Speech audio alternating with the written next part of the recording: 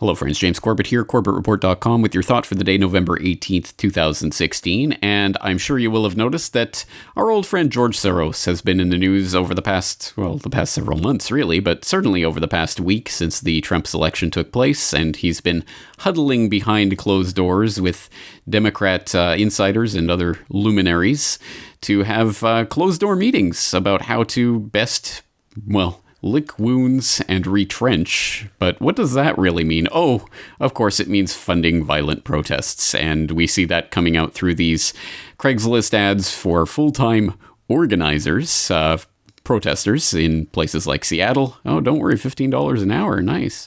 The Washington Can, for example, is hosting this. And we know that Washington Can, in fact, gets at least partial funding through the Open Society Institute. Yes, that Open Society Institute of George Soros. So Soros, again, of course, always his specter, his shadow there in the background, pouring his money into various very questionable causes. But on that very note, just a few days ago, something pretty amazing happened, and that is this. And I hope that I don't even have to explain what this is, at least to the Corbett Report faithful out there, who already know that this is the infamous 1998 George Soros 60 Minutes piece, which you will know because, of course, you've listened to episode 113 of my podcast, Meet George Soros, where this piece was specifically talked about for, at least one particularly memorable passage. But now we get to watch the entire thing. As far as I know, this has never been online before, and now here it is in, 480p, which is not the greatest video quality, but pretty good. It's a pretty clear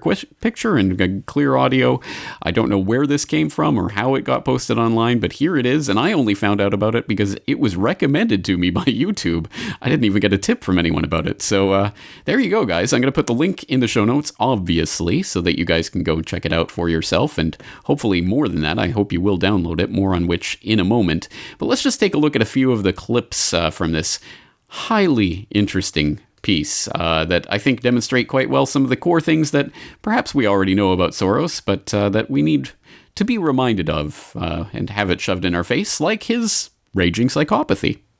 I am basically there to make money. I cannot and do not look at the social consequences of what I do. Spoken like a true psychopath. And so this 60 Minutes piece kind of tries to balance it as in, oh, here's this horrible amoral financier who swoops in and destroys entire nations with his speculation. But at the same time, you can't really accuse him of being greedy. Whatever his motivations, no one can accuse him of greed. He's backed away from the day-to-day operation of his businesses and is giving away his billions now with the same determination that he made them. Oh, well, he's a philanthropist. He must be one of those jovial, happy billionaire philanthropists like John D. Rockefeller. I mean, you can't impeach a man like that. He's giving away his fortune to help the needy. And we all know that can't possibly be used to achieve your own political ends, can it? Oh, right. Okay, how big oil conquered the world might be one example, counterexample, to thrust in the face of people who say philanthropists can't be the most evil and conniving of all. But anyway, okay, so where did Soros go to spend his billions? In places like Haiti. Haiti? Haiti seems to have been in the news recently. Why was that? A country that has less money in the bank than he does. Last month, he brought the First Lady with him for a look at some of the projects his foundation is funding. Oh, that's right. He actually brought Hillary to Haiti, and, we all know how that turned out with the Clinton Foundation and its involvement in Haiti. So there you go. Soros, the globalist insider, with Hillary. He was with her before it was cool to be with her. So there you go. There's that. Interesting piece. And here's, actually here, if I can find it, is another tiny snippet, interesting little snippet of information. He's educated a new generation. And in Ukraine, he spent millions retraining the old Soviet military. A little piece of information that was going to come to fruition over the course of the next 10 to 15 years. And of course, it wasn't just training the military. There was a lot of money that was pumped into Ukraine. And eventually that paid off, didn't it? Not in the first revolution, color revolution you tried to throw, but in the subsequent one, the Maidan Square. So interesting stuff going on there, and lots of interesting passages. But obviously there is one particularly interesting passage in all of this that I did my best to do a little bit of dramatic reading of this passage from the transcript that we had back in 2010, and it sounded a little something like this. Soros. Not at all. Not at all. Maybe as a child you don't see the connection, but it created no problem at all. Well, I did my level best, considering I'd never actually heard the audio of it. I'd only seen the rendering. But here is Soros himself relating the story of the time that he went to round up the Jews in Hungary, pretending not to be one himself. My understanding is that you went out with this protector of yours who swore that you were his adopted godson. Yes. Went out, in fact, and helped in the confiscation of property from the Jews. That's right. I mean, that sounds like an experience that would send lots of people to the psychiatric couch for many, many years. Was it difficult? Not at all. Not at all. Maybe as a child you don't see the connection, but it created no problem at all. No feeling of guilt. No. For example, that I'm Jewish, and here I am watching these people go. I could just as easily be there. I should be there. None of that. Well, of course, I could be on the other side, or I could be the one from whom the thing is being taken away. But there was no sense that I shouldn't be there, because that was...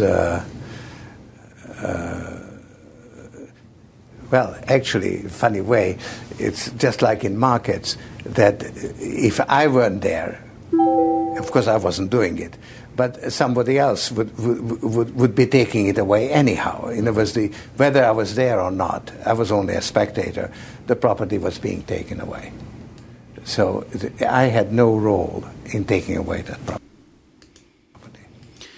Wow.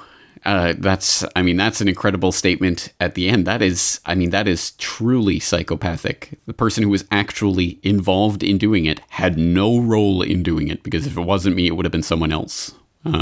Literally, I was just following orders defense, I guess, which is an interesting way. I mean, again, whatever you say about the morality of someone forced into a position like that, to have zero guilt or conscience or qualms, and to have never even questioned what he participated in, shows a particular type of personality, and I think we can see quite decidedly what type of personality that is.